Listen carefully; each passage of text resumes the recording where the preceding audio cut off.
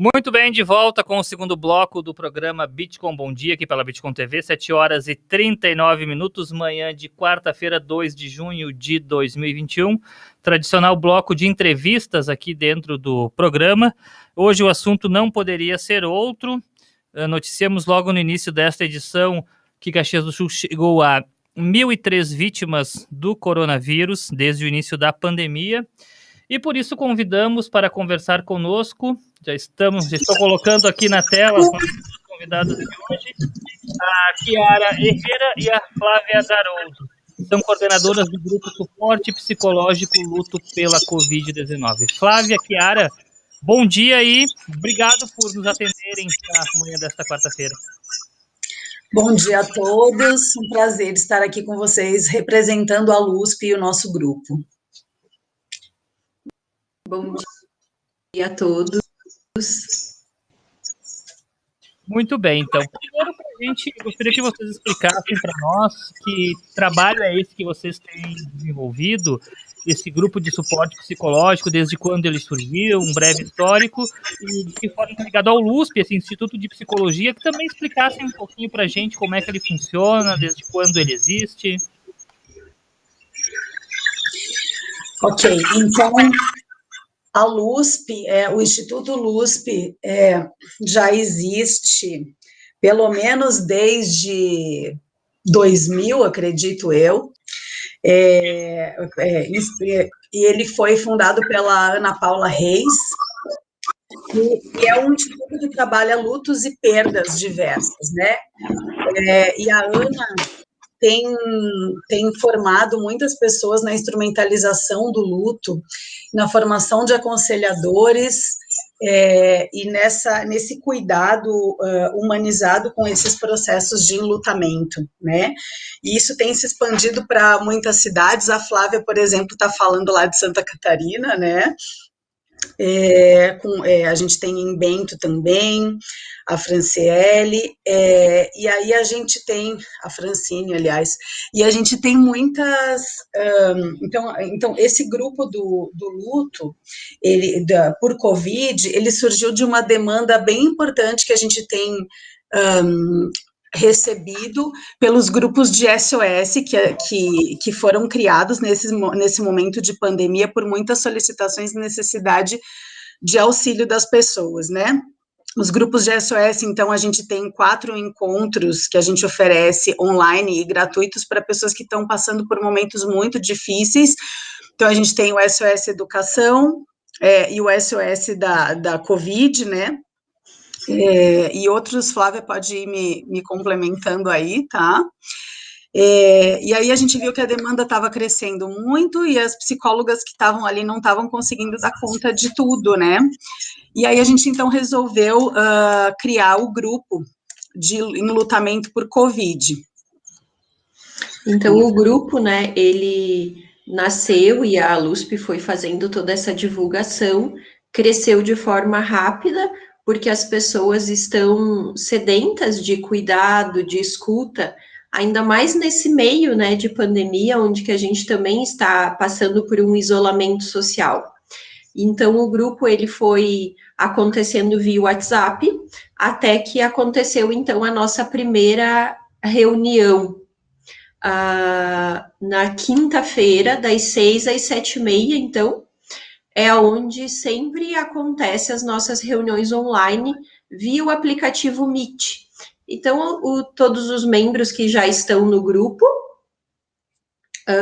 estão inseridos e fazem entram, né, no link que é passado. A nossa coordenação, então, nós somos em 4 pessoas, 2 psicólogas, uma estagiária de psicologia e um aconselhador, né, que tem a formação. Então, a gente se divide em duplas e está fazendo o cuidado, então, todas as quintas-feiras, das 6 às 7h30. O grupo também funciona onde tem uma liberdade dos participantes deles se expressarem ou eles ficarem na escuta, mas todos têm um determinado tempo que eles podem estar utilizando para contar sobre a sua experiência e sobre os seus últimos dias, né, naquela semana, como estão e como estão vivenciando o seu processo de luto. Então, o grupo, ele acontece a partir da partilha, a partir do compartilhamento, a partir do apoio mútuo, onde que a gente vai fazendo essa caminhada, então, todos juntos, inclusive com nós da coordenação. Tem esse detalhe, Flávia e Chiara, não é só questão do luto, tem a questão do isolamento social. Vocês têm feito isso desde o início de forma online. Seria melhor se pudesse ser nesse tipo de momento, ter contato com as pessoas, vocês que entendem mais dessa questão, do que isso acaba dificultando mais para as pessoas que estão vivenciando o luto. Eu vejo que são dois pontos, né? Porque, na verdade, a gente tem pessoas hoje de diversas regiões do Brasil que a gente tem acolhido, né? Então, o online possibilita isso, da gente receber pessoas de vários lugares. E a gente sempre diz no grupo que é como se nós estivéssemos lá na sala da LUSP, como aconteceram inúmeros dos outros grupos que acontecem lá, né? Em roda, em círculo, um sentado ao lado do outro. Então, a gente sempre tenta trazer essa acolhida. Claro que é diferente quando a gente se encontra pessoalmente, né? Apesar da gente estar num momento de ainda não poder abraçar as pessoas como era uma vez, a gente, então, oferece essa possibilidade deles se imaginarem dessa forma, porque é assim que a gente tenta se sentir e tenta que eles se sintam também, né, para eles estarem presentes. Mas é importante a gente pensar que esse grupo de suporte, e essa palavra suporte é muito importante, porque na sociedade hoje a gente tem uma dificuldade muito grande em lidar com a tristeza do outro. Me parece que as pessoas querem muito resolver a tristeza do outro. Então, não chora, não fica assim, seja forte, ou algumas outras coisas que a gente diz para as pessoas enlutadas, e naquele momento eles não estão conseguindo. Então, ali é um espaço para a gente poder suportar a dor junto com eles. A gente não se propõe que as coisas se resolvam de uma hora para outra, a gente tenta levar informações seguras sobre o processo de enlutamento, o que é normativo, né, para eles, porque às vezes o sofrimento é tanto que a pessoa acha que, enfim, que está ficando louca. Passam pensamentos muito, muito diferentes, assim, para cada um nas experiências, mas muito doloridos, né, e que levam a, enfim, mas que são normativos do processo de luto, principalmente para quem está em dor aguda, que é ali no início ali da morte, né, enfim, e desse início todo, mas então um espaço para suportar juntos. Chiara, eu vou colocar na conversa aqui meus colegas também de jornalismo, o Aldo Porlatti e o Ariel Rocha, eles também têm questionamentos para fazer.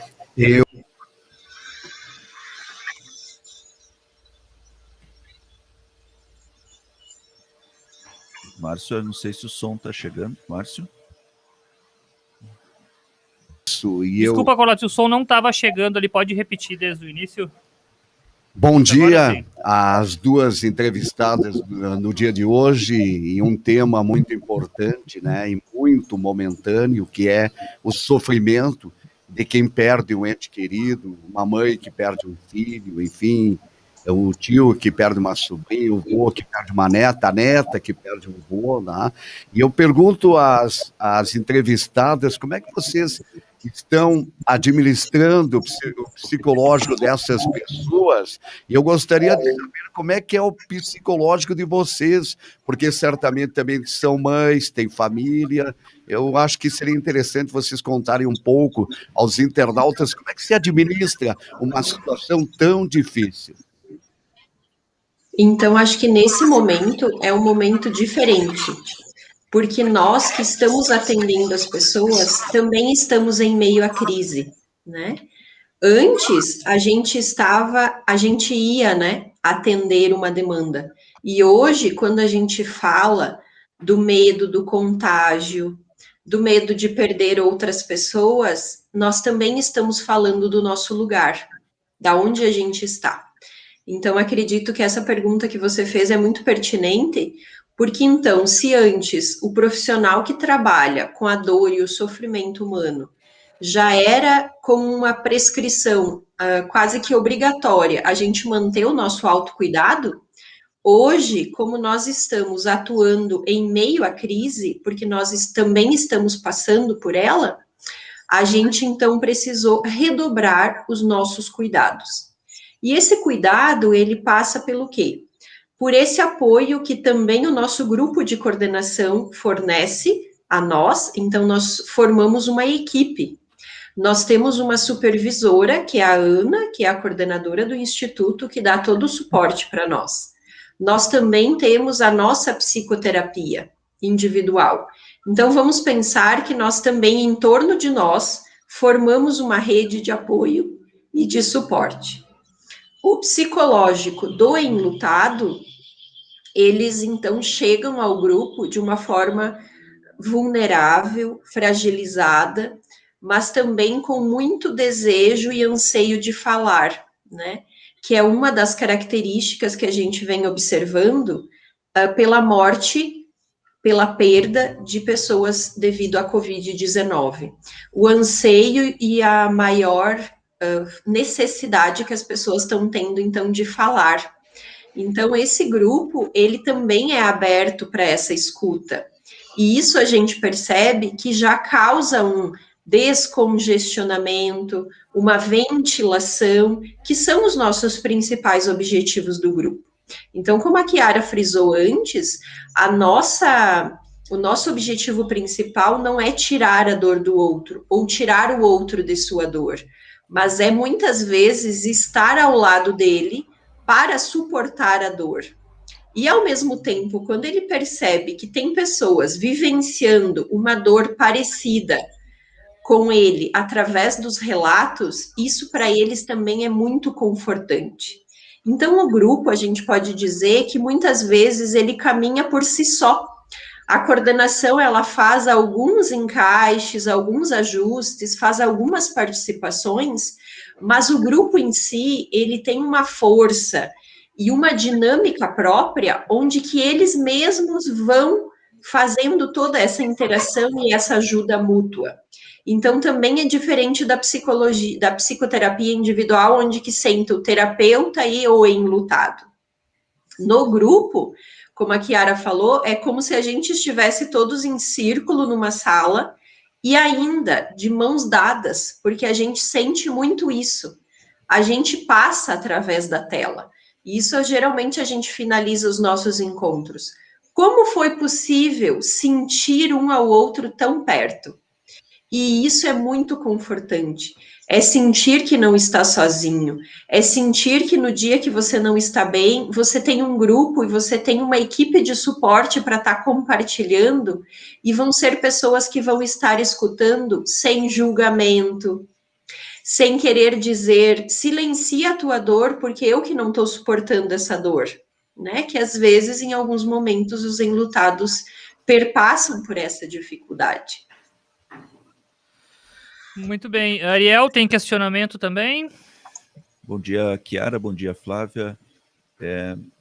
Duas coisas, assim. Primeiro, um aspecto bem prático para a gente retomar. Vocês já falaram um pouco antes, mas como as pessoas acessam esse serviço? Pela rede pública, vai no BS, ou quem está em consulta com um terapeuta particular, né? Quais são os canais para se chegar nesse trabalho do grupo de suporte psicológico que vocês coordenam? E um outro aspecto que está vinculado a esse. Muitas pessoas, né, até na minha experiência e minhas outras atividades com grupos, a gente vê uma grande resistência das pessoas pela ideia de ser um grupo. Há uma vergonha de se expor. Geralmente a pessoa imagina que só ela se sente e pensa daquela maneira. E a chave, né, a entrega, o processo acontece quando ela justamente se sente ali acolhida na medida em que outras pessoas passam o mesmo, sentem o mesmo, e a pessoa se abre para a possibilidade de expor e vivenciar e integrar a sua dor, né? Mas há uma resistência, né? Então, para quem tem essa resistência, essa vergonha, achando que, imagina, eu vou lá num grupo, né? Falar isso é muito comum. Como é que é o processo? Vocês têm um atendimento individual primeiro, depois integra no grupo? Porque muita gente sequer acessa um serviço desses por conta dessa resistência, né? Então, até para a gente aproveitar a oportunidade de dizer para as pessoas, né, uma tentativa de desarmar isso, porque o trabalho em grupo acaba sendo muito efetivo nesse tipo de situação. Eu acredito que essa armadura vem muito pelo que se entende do trabalho do psicólogo, até do psiquiatra e outros profissionais da saúde mental, né? E as pessoas pensam que precisam dar conta do sofrimento sozinho e que, enfim, que daqui a pouco vai passar, que com o tempo, né? E realmente com o tempo, mas depende de como é que se encaminha isso, né? Porque às vezes a gente vai ter um luto que vai ser vivido lá na frente. A gente sempre diz na LUSP, né, que a dor da perda, ela precisa passar através de nós, não dá para desviar de uma onda do mar que vem tão intensa e tão forte. A gente precisa permitir que ela venha, e ela vem, passa por nós, e depois ela volta, e depois ela vem de novo. Então, esse movimento dessas ondas de dor e pesar, elas são necessárias para o enlutado passar por isso, mas passar junto é um pouco mais suave, né? Então, outra questão importante que a gente vê no grupo, a gente tem em torno de 45 pessoas que fazem parte do nosso grupo do WhatsApp até o momento. E muitos deles ainda não participaram do grupo da quinta-feira. Mas muitos deles, esses que não participaram, eles se conversam o tempo todo, durante a semana, nos momentos em que eles sentem necessidade, que eles precisam. Aqueles que não querem não vão falar, mas às vezes estão lendo os outros, estão se espelhando na dor do outro e estão se fortalecendo também nessa conversa. Alguns entram no grupo e ficam só em silêncio, como a Flá falou, ficam em silêncio, mas eles estão absorvendo, eles estão participando de forma a observar, a sentir, a refletir, mas eles estão ali, e para eles é importante estar ali. Então, a forma de participação de cada um é acolhida também, né? Não se... enfim, cada um vai fazer a sua forma. Então, para chegar no grupo, a gente tem... não é por UBS, não é por serviço público, a gente a LUSP é um instituto, enfim, que está oferecendo esse serviço, então a gente tem um telefone que a gente pode deixar ali no final, tá, com vocês, ou pelo celular, que a gente insere vocês no grupo, insere quem precisar no grupo do WhatsApp, e aí na quinta-feira a pessoa vai receber o link e vai poder entrar e participar. Vocês querem que a gente dê o telefone agora, a gente deixa depois? Ali, ó, a Flávia já mandou, tá? E aí a gente vai deixar disponível para vocês quem quiser. Mas realmente essa resistência, ela é muito assim do desconhecimento. E a gente diz assim, venha e experimente. Se você não gostar, não precisa voltar. Mas às vezes é tão importante, né, as pessoas poderem conhecer, principalmente porque nesse momento a gente teve a ausência dos rituais fúnebres, né?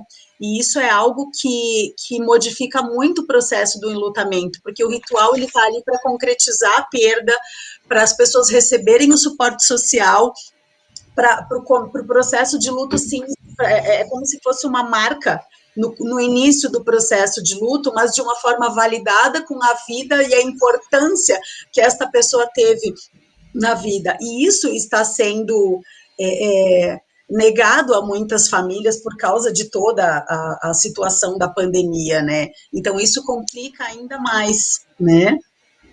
Acho que é importante, né, Kiara? As pessoas entram em contato com a gente, com esses números que a gente disponibilizou, então a gente também faz uma primeira acolhida e também faz uma explicação de como é que funciona o grupo. Então, isso também já diminui essa resistência, porque eles já entendem que eles não vão ser obrigados a falar. Aí isso já relaxa, né? Aí eles entram no grupo e percebem a interação do grupo do WhatsApp. Eles também já vão se sentindo pertencentes a esse grupo. Isso vai facilitar para o dia da reunião quando é online. A gente orienta que eles deixem as câmeras ligadas, mas às vezes eles deixam o som e a câmera desligado. Isso também é acolhido. Então, percebam que a gente permite que eles existam e que eles sejam como eles desejam ser, não tem uma regra e um padrão, né? Então, esse grupo, ele acontece de forma gratuita, né? E eles participam desse serviço de forma gratuita. Outra dúvida que você trouxe é se alguém precisar de um acompanhamento especializado e individualizado, isso também é fornecido. E daí do grupo do luto por Covid, a gente repassa essa demanda para psicólogos que estão atendendo no SOS, que são as 4 consultas que a Chiara falou. Isso não impede, o grupo não substitui a medicação, se o enlutado já está usando, não substitui a psicoterapia individual, se ele também está participando.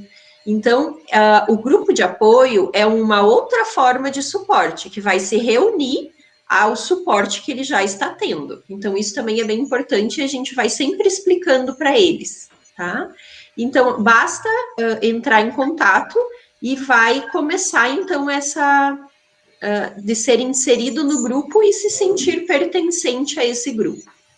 Chiara, Flávia, uma pergunta para vocês duas, no seguinte aspecto, falando em grupos, um dos rituais mais importantes nessa questão do luto é o velório, a questão do pessoal reunir a família, enfim, as últimas despedidas.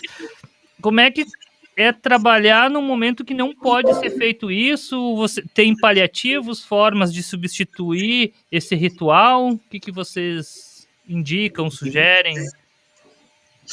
Então, como eu dizia, né, é um momento muito importante para dar essa marca a importância da vida dessa pessoa, as últimas homenagens, a roupa que eu queria colocar no meu ente querido, a bandeira do time, a cuia de chimarrão e não sei o que mais, símbolos que cada um possa ter, e que isso foi negado. A gente teve famílias que ficou o filho velando o pai porque não deu tempo da família chegar e já enterraram o corpo. Isso é muito dolorido, porque não tem no próprio velório não pode ter o abraço, muitas vezes, entre os familiares.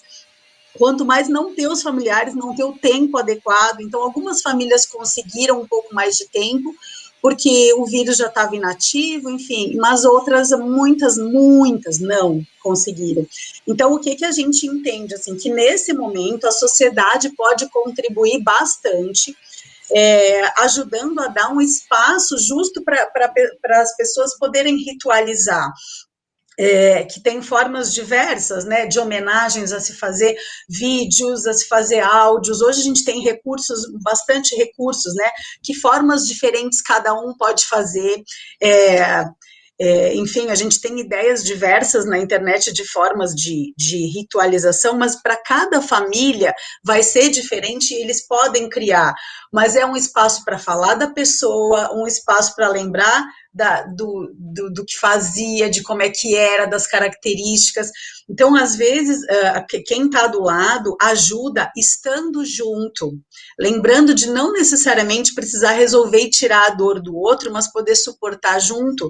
Então, quando você pergunta, oi, você está bem? Você já está querendo que a pessoa responda que sim, né? Geralmente ele não vai dizer, não estou bem, a menos que tenha muita intimidade. Como você está?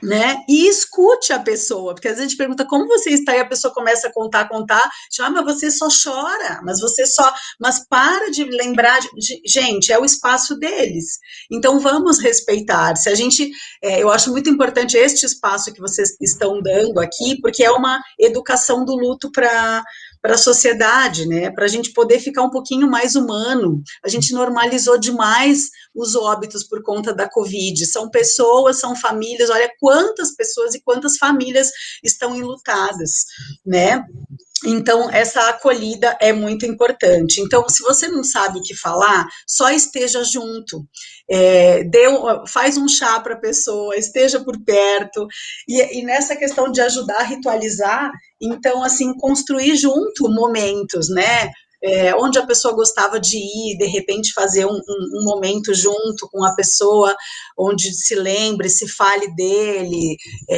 se lembre as coisas que ele fez na vida, enfim, se puder trazer para o simbólico, né, algum pertence da pessoa, deixar num lugar especial, enfim, tem diversas formas que as pessoas podem construir, né, Flávia? Acho que é um mito, né, Kiara, que as pessoas têm é não falar mais o nome dessa pessoa que morreu, porque isso vai fazer com que a outra sofra muito.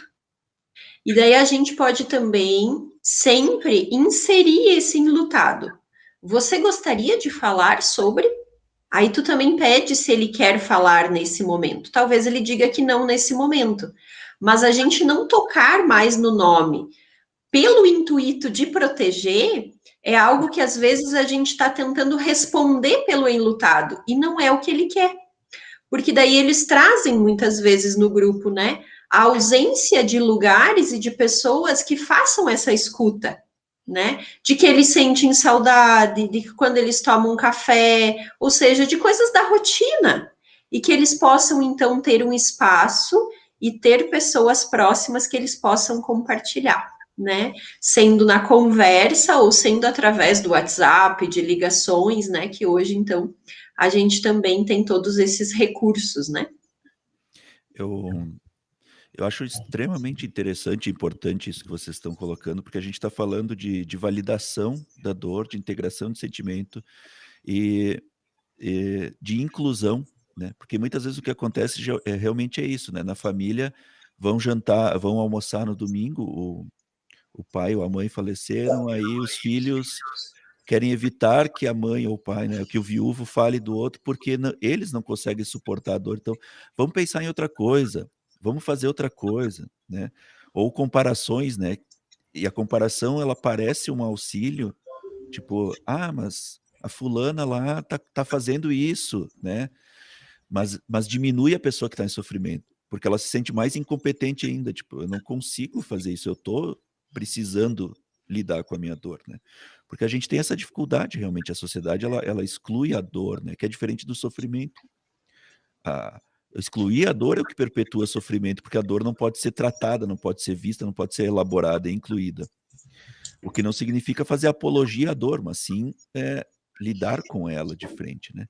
E aí eu acho bacana o que vocês estão colocando, que essa é a diferença do consolo e do conforto, né? Porque o consolo tem esse intuito de vou tentar consolar, assim, tipo, passar a mão na cabeça, dizer, não fica assim, mas é porque eu não consigo lidar com aquela dor, então quero diminuir a presença dela. E o conforto é outra coisa, é proporcionar condições para que a dor seja vista, integrada e elaborada. Nesse sentido, eu quero trazer uma outra dimensão, né? Já que a gente está falando de uma dor coletiva. O mundo inteiro está sob pandemia. São 3.552.000 mortos no mundo, né? Então é um processo de luto planetário. E aí muita gente está com dificuldade, é um estresse psicológico, é um estresse emocional, e entram em processos de negação que acabam sendo agressivos para aqueles que perderam as vítimas. Então, eu considero frases muito agressivas, por exemplo, por que não falam dos recuperados? Aí eu fico me colocando no lugar de quem perdeu um familiar, dizendo assim, bom, o meu sofrimento, o meu familiar é desprezível, não se deve falar nele, né? Deve se esconder que tem vítimas. Ou coisas piores que a gente tem visto, né, pelos fanatismos políticos, essa é a palavra. Querem gerar pânico, a imprensa quer gerar pânico. Ou os hospitais estão ganhando dinheiro para forjar atestados de Covid. A coisa vai sem limite, né? Então, até quero, para a gente falar até para essas pessoas, ou para quem conheça, para quem está na nossa audiência, que conheça pessoas que entram nesse processo de negação, que acaba sendo uma violência, uma agressão à dor do outro. O que a gente pode falar? Porque esse é um processo coletivo de luta e elaboração. O que a gente pode falar para quem está num processo de negação tão severo que acaba se tornando violento e agressivo? Então, acho que a gente pode trazer uma explicação psíquica disso, né? Porque, então, diante de uma dor e de um sofrimento, a gente pode ter dois extremos, né? Ou ir para a negação, ou ir para um mergulho, né? Que é o que a Kiara estava dizendo, né? Da gente mergulhar nisso e vivenciar o processo. Aí que também nós, quando estamos olhando para essas duas características, a gente possa entender que são duas formas de enfrentamento. Então, a pessoa que também está utilizando de frases agressivas, ela também, o que tem atrás dela?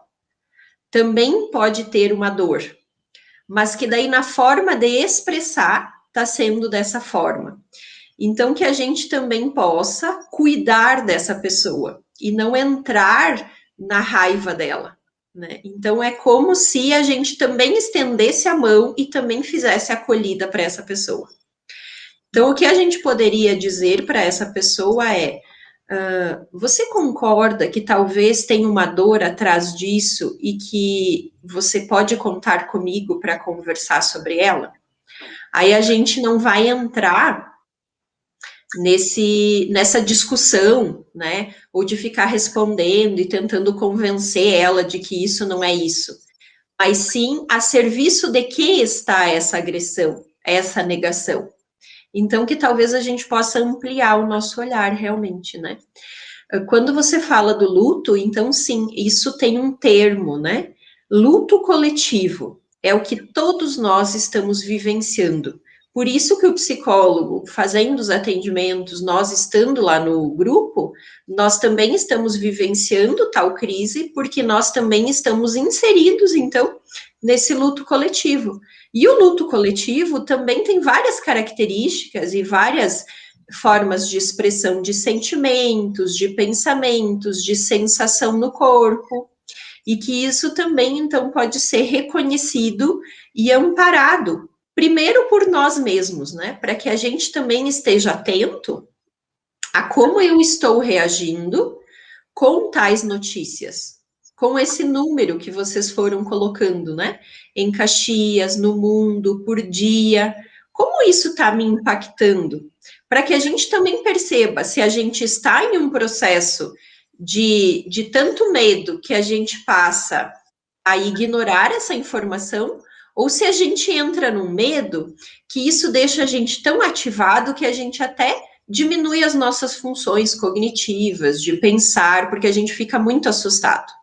Mas daí o que a gente vai pensar? Que isso é respostas ao nosso medo. Então, acho que isso é bem importante que a gente possa entender como funciona o nosso cérebro diante de uma crise, em meio a um momento como esse que a gente está vivendo. Um outro fator é esse luto traumático. Então, esse contexto de não ter os rituais, do tempo ser melhor. O ritual e o enterro e o velório, ele também tem uma função da comunidade, né? Da comunidade trazer o amparo para a gente. Isso passou a ser muito virtual, onde que as pessoas escrevem mensagens, né? Quando tem a postagem do Facebook, a gente também percebe o quanto que as pessoas também têm escrito mais. Mas então isso tem gerado um impacto psíquico. E então a gente já pode estar caracterizando que esses lutos também estão sendo vivenciados como eventos traumáticos. E eventos traumáticos também precisam de cuidado e suporte. Então, que realmente a gente não minimize todos esses fatores, fatores culturais, fatores sociais, fatores políticos, do meio que a gente está vivenciando, porque tudo isso vai ter, sim, uma resposta, uma ressonância dentro de nós. E se a gente está falando do enlutado, na sua dor e na sua fragilidade, vamos pensar que também esse impacto pode ser um som e um eco maior dentro dele. Muito bem. Quer falar alguma coisa nesse sentido também, Chiara? Não, acho que foi bem explicado pela Flávia e acho que a gente precisa exercitar, enquanto seres humanos do planeta, a empatia.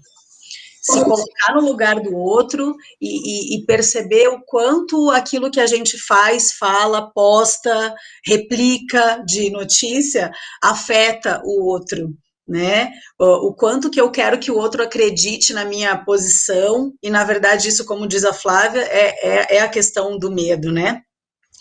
Então a gente quer dizer que enquanto LUSP, estamos abertos às pessoas que porventura, né, enfim, que perderam seus familiares por Covid, o número, né, está disponível ali para vocês, que vocês possam entrar em contato e fazer uso dessa e de outras redes de suporte que estão, né, por aí, mas principalmente que nós possamos também, quando a gente está podendo fazer isso, ser suporte para o outro de uma forma respeitosa, acolhedora, levando em conta nessa validação da dor que vocês bem colocaram,